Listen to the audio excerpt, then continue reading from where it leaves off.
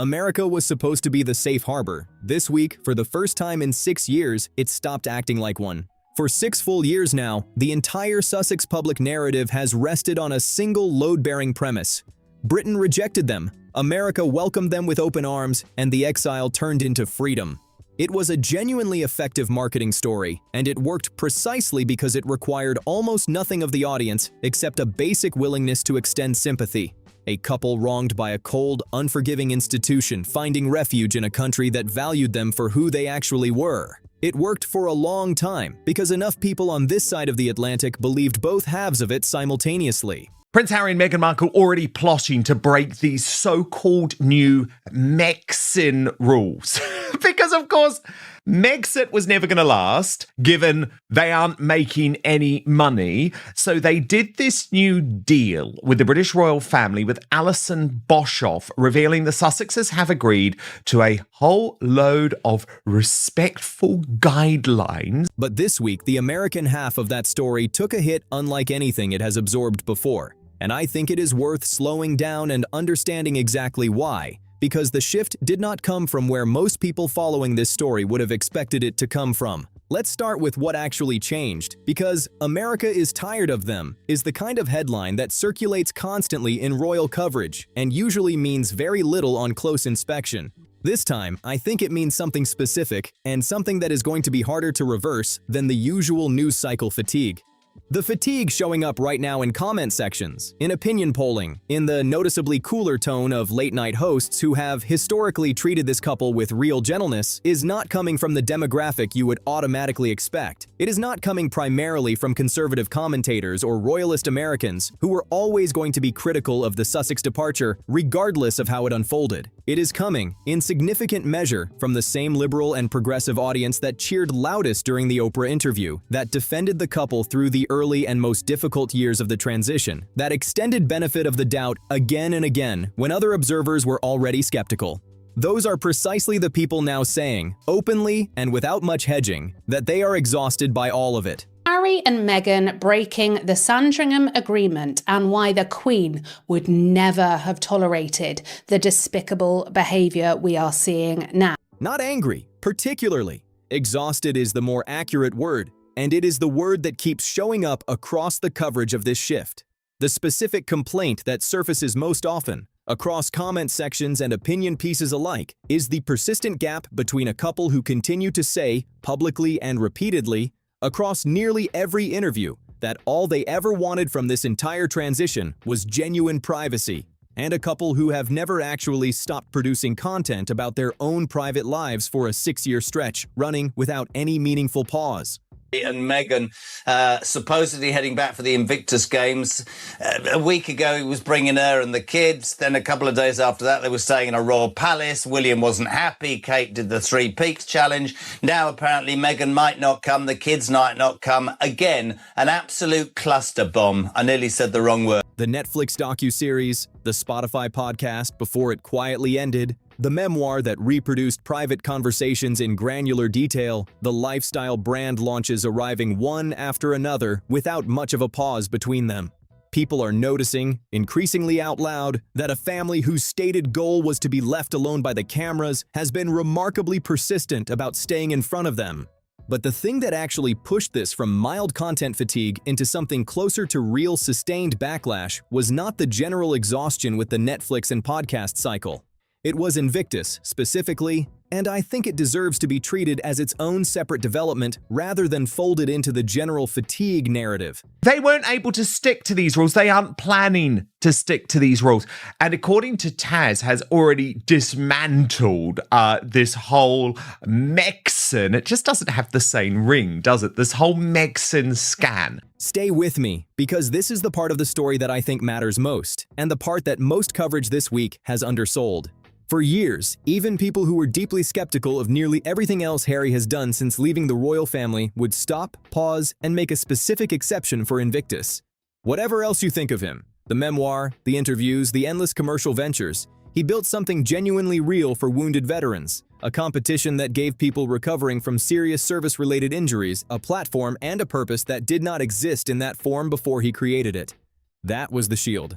Not a metaphor exactly, but the closest thing this entire saga had to an achievement that felt earned rather than commercially engineered. The one thing that put him in a meaningfully different category from a Hollywood couple simply monetizing their own domestic drama for a streaming platform. Megxit was never going to last, given they aren't making any money. So they did this new deal with the British royal family with Alison Boshoff, revealing the Sussexes have agreed to a whole load of respectful guidelines when they're in the UK. And that's the reason why the king decided to reunite with them. That shield is functionally gone now. And I genuinely do not think that is an overstatement given the scale and specificity of what has been happening around the most recent games in terms of public reaction. Military families and veteran advocacy groups who have historically been among the most protective voices around Harry, specifically because of what Invictus represented for their community, are now turning openly critical of the coverage surrounding it. The reason is straightforward once you look at what has actually been dominating the headlines. The games have stopped reading in the public conversation as being fundamentally about the veterans and have started reading as being fundamentally about Harry and Meghan's public presentation. But I bring Charlie, and this is the bit I don't understand, team, right? You didn't want anything to do with the royal family.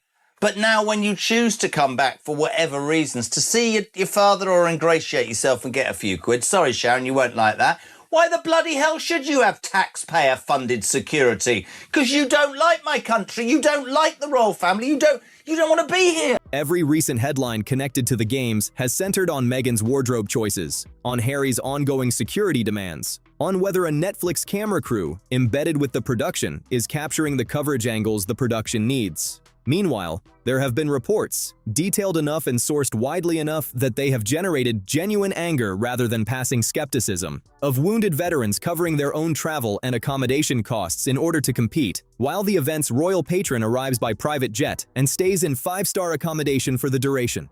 People are asking, with increasing volume and increasing specificity across multiple veteran forums and social media platforms, for the financial books behind the games to be opened fully for public scrutiny, rather than remaining as opaque as they have reportedly been. And there are now active, organized calls circulating within veteran communities for a boycott of the games until Harry steps back from his role as patron entirely. The single achievement that used to function as an unassailable defense against nearly every other criticism leveled at him has become, in the space of a relatively short and genuinely surprising period, the single most damaging headline generator of his entire post-royal career, which is a genuinely remarkable reversal for anyone who has followed this story from the beginning. Whatever you think, it was Sharon Miller, and she's entitled to her opinion. My point about Harry and Meghan is this, and I will say it until the last breath is taken from my lungs. If you don't agree with something, you have every right to, and walk away from it. You don't land 8 hours later and sign a $115 million deal with Spotify to basically just slag off the very thing that you don't want anything to do with, and then you start to ingratiate yourselves. This, you're so right. I mean, this will be, for me, the end game. If Palace Insider is giving you the story behind the story, the like button helps this channel keep doing exactly that. Hit it and come back, because the UK trip story gets considerably stranger from here. The mainstream coverage of Harry's most recent UK visit, across most major outlets, told a warm and fairly simple story. A son crossing the Atlantic to see his ailing father, bringing the grandchildren along for good measure, a moment of healing before time runs out on the possibility. Insiders close to the actual planning describe something considerably less warm and considerably more transactional, a calculated pressure campaign built almost entirely around one specific and non-negotiable demand: full-time, taxpayer-funded armed police protection. The exact level of security Harry gave up the moment he stepped back from working royal duties, and that British courts have already ruled, definitively and on the record, he is not entitled to receive as a private citizen. When that specific and very expensive request was denied yet again, the visit collapsed into public chaos almost immediately afterward, and the explanation offered to the press was that Britain had simply become too dangerous a place to bring the children. Hold that explanation up to a mirror for a second, because it does not survive even the most basic contact with the observable facts. At the exact moment this explanation was being circulated to sympathetic outlets, Harry and Meghan were vacationing in Portugal without anything resembling a comparable public security operation around them. This is a family that has traveled to Nigeria, to Colombia, to an active conflict zone in Ukraine during wartime, with considerably less security fanfare than is currently being demanded for a visit to London. And London, one of the most heavily policed, most extensively surveilled capital cities anywhere in the Western world, is somehow being presented as the one location too dangerous for a family visit to proceed. The public noticed that specific inconsistency almost immediately once the details were laid out side by side, and it did real and lasting damage to whatever residual sympathy the broader security argument had previously managed to build up over the preceding weeks of coverage. To a significant number of people watching this unfold in real time, it read as something considerably less sympathetic than a father simply worried about his children's safety. It read like dangling the prospect of a visit with grandchildren in front of a grandfather managing a serious and ongoing illness, specifically as leverage to pressure a government security decision. And then, when that pressure did not produce the desired result, pulling the visit back as a consequence, almost as punishment for the refusal. Then there is Althorp, and I genuinely think this is the single detail that did the most cumulative damage this week, because it touches something that should have existed completely outside any commercial calculation whatsoever.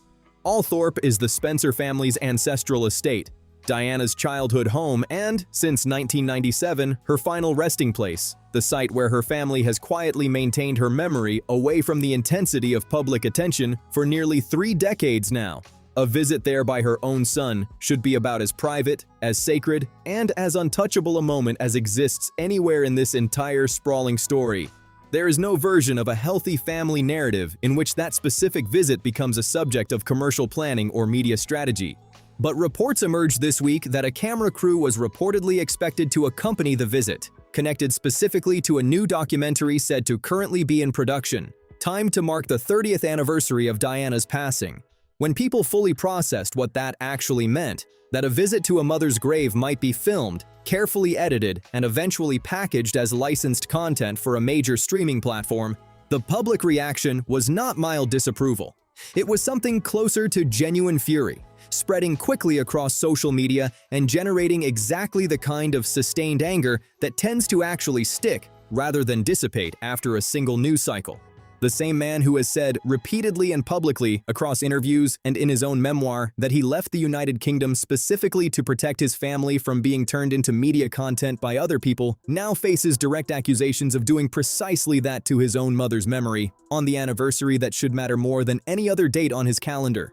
Earl Spencer, Diana's brother and the current custodian of the Althorp estate who has spent decades protecting the privacy of that specific location, reportedly refused outright to allow any camera crew onto the grounds for this particular visit, which raises the obvious and rather uncomfortable question that a lot of people have been asking since. If the moment cannot actually be filmed and monetized, does the visit still happen in the same form at all? Or was some version of the filming always quietly built into the plan from the very beginning, before Spencer's refusal forced a change of approach? If Palace Insider is giving you the story behind the story, rather than just the headline version everyone else is running, the like button helps this channel reach more people who want exactly that. Hit it and come back, because the UK trip story gets considerably stranger from here, and there is a wider royal context that most coverage this week completely missed. While all of this was consuming headlines and generating fresh anger across multiple continents, the rest of the royal family was quietly having a genuinely difficult and eventful week of its own. And I think it is worth understanding this wider context because none of what is happening with Harry is occurring in complete isolation from everything else going on inside the institution. King Charles quietly modified his historic title, Defender of the Faith, a title that has belonged to the English monarchy since the time of Henry VIII, toward a more explicitly multi-faith formulation that better reflects modern Britain's religious diversity. He did this without significant public debate beforehand, which generated a small but noticeable wave of quiet protest outside Windsor from people who felt a change of this historical significance deserved more public discussion before being implemented. It is a small story on its own, but it adds to a broader sense this week that the institution is making a series of consequential decisions rapidly and somewhat quietly, all at once. Prince Andrew was separately photographed in a moment that generated its own round of uncomfortable coverage, apparently attempting to stay out of view behind bushes at a horse trial. A small and almost darkly comic moment that nonetheless served as a fresh and unwelcome reminder that his situation, years after the scandal that ended his public role, remains an open and unresolved wound for the institution that refuses to fully heal or fully disappear from the news cycle. And separately from anything connected to the royal family directly, the British government fell into a period of significant political instability this week, the kind of parliamentary chaos that tends to reshuffle which politicians hold influence over which decisions. That instability may end up removing some of the specific politically sympathetic figures that Harry had reportedly been relying on behind the scenes to support his ongoing security appeal through political channels rather than purely legal ones. If those relationships are disrupted by a change in government composition, the security appeal itself may need to be entirely rebuilt with different political relationships, adding yet another layer of uncertainty to an already uncertain situation. Charles has remained largely and rather conspicuously silent through the entirety of all of this, through the Sussex drama, through his own title change controversy, through Andrew's continued presence in unflattering headlines, and that accumulated silence is beginning to cost him some meaningful public patience, even among people who have historically been sympathetic to his approach of quiet, measured restraint. Critics have become considerably more blunt in their assessments over recent weeks, arguing openly that Queen Elizabeth, given her decades-long reputation for decisive and sometimes ruthless institutional protection, would have moved to strip problematic titles years ago, rather than allow situations like Andrew's or Harry's to drag on unresolved for years at a stretch, generating fresh, embarrassing headlines every few months without any clear resolution in sight. William, in sharp contrast to his father's approach, has not been silent in his actions, even though he has remained largely silent in his public words on the matter. Sources close to the Prince of Wales describe a door that has been closed completely and deliberately. No meetings scheduled, no active reconciliation efforts underway, no access whatsoever to his own children being offered to Harry regardless of how the broader family situation develops in the coming months.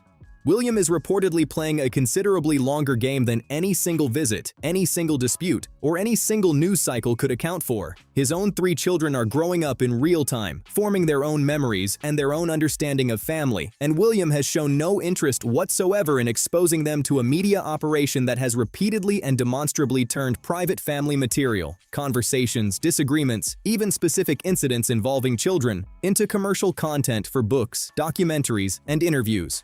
Whatever door Charles has left even slightly open, out of a father's understandable and very human desire to maintain some connection with his son before time runs out on that possibility, William has reportedly sealed, locked, and in the assessment of some sources, effectively barricaded from his own side of the family relationship. And it is worth remembering, as this particular dynamic continues to play out month after month, that William is not simply a brother making a personal choice in isolation. He is the future king, the person who will eventually hold not just personal influence, but formal institutional authority over exactly these kinds of decisions on a permanent basis for the rest of his reign. Whatever position he settles into now, during this specific period of tension, is likely to become the template for how the institution handles the entire Sussex relationship once he is the one making the final decisions rather than his father. The available routes are narrowing simultaneously from multiple directions at once now, which is genuinely part of what makes this particular week feel qualitatively different from the dozens of previous controversy cycles this family has generated over the past 6 years. American audiences, who have historically provided the sympathetic cultural backdrop that made the entire Sussex narrative commercially viable in the first place, are showing real and sustained fatigue rather than the usual temporary dip in enthusiasm that tends to recover within a few news cycles. Britain has demonstrated repeatedly and through multiple separate channels, including the courts, the palace, and now apparently Earl Spencer personally, that it has no interest in reopening any door on the previous terms that Harry and Meghan have been operating under. The veteran community, historically the single most protective and most forgiving audience this couple has had access to, specifically because Invictus represented something that felt genuinely earned rather than commercially calculated, is now actively organizing against the association in numbers and with an intensity that has not been seen before. And the royal family itself has methodically built a wall around the one relationship, the one with Charles specifically, that might have offered any realistic path back towards some kind of workable family connection. The Diana documentary, despite everything that happened at Althorp this week, and despite Earl Spencer's reported refusal to allow filming on the estate, is still said to be on the production calendar for release around the 30th anniversary, which means that whatever comes next in this particular chapter of the story is already scheduled, already in motion, regardless of whether anyone currently involved, Harry, the production company, Earl Spencer, or the wider public, feels genuinely ready for whatever that documentary ultimately reveals, or however it chooses to frame these already contested events. Here's what I keep coming back to when I think about this particular week, more than any of the individual controversies on their own. There is a version of this story where a genuinely difficult security situation collides with a genuinely difficult health situation and produces a messy, imperfect, but ultimately human outcome. A father who wants to see his son and grandchildren, a son who wants real protection for his family, an institution and a government that cannot easily agree on the terms, and everyone doing their best inside a set of constraints that nobody fully controls. That version is sympathetic to basically everyone involved, and I think it probably contains real truth.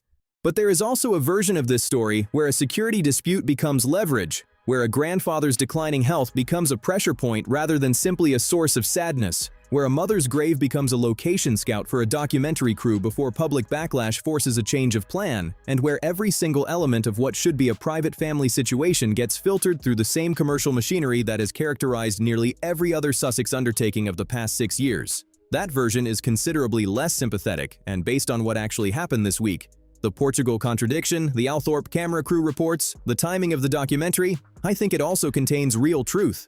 The uncomfortable reality is probably that both versions are true simultaneously in different proportions, depending on which specific moment in this story you happen to be looking at. That is often how these situations actually work out in real families, royal or otherwise. Genuine care and genuine strategic calculation operating side by side, sometimes existing within the exact same decision, without either one being purely one thing or purely the other in any clean or satisfying way. What makes this particular week land as harshly as it has landed is that so many of the individual pieces, the security demand, the Portugal trip, the Althorp reports, line up in a way that makes the strategic reading feel considerably more persuasive than the purely sympathetic one, at least to the audiences who have been watching closely enough to notice the pattern. What do you think?